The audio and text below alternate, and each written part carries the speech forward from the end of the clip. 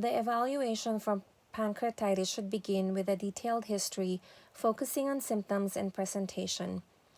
The investigation should focus on evaluation of any previous documented gallstones, alcohol use, history of hypertriglyceridemia or hypercalcemia, family history of pancreatic diseases, prescription or non-prescription drug history, history of trauma, and presence of autoimmune disease.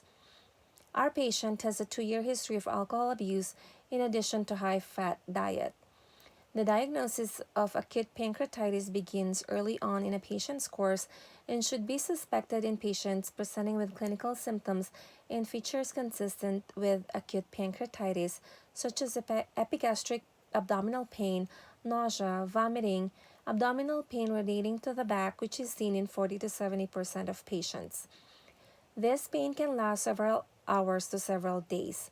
Nausea has also been seen in about 90% of patients, which can last for several days as well. Our patient came in with sudden severe abdominal pain radiating to the back after drinking vodka for 7 hours.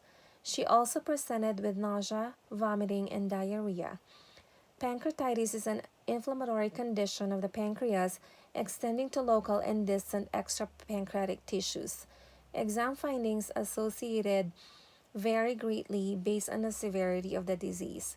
Patients with mild disease may present with little tenderness to palpation throughout the abdomen, while patients with severe disease may present with severe abdominal pain to palpation and absence of bowel sounds.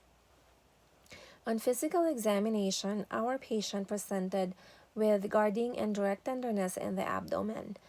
The evaluation of pancreatic enzymes, lipase and amylase, released from inflamed tissue is a cornerstone of biochemical diagnosis of acute pancreatitis.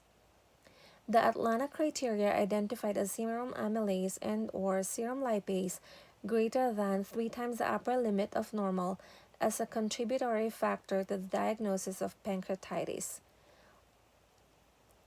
On presentation, patients should have a serum amylase or lipase level checked along with liver chemistry such as bilirubin, aspartate aminotransferase, alanine aminotransferase, and alkaline phosphatase.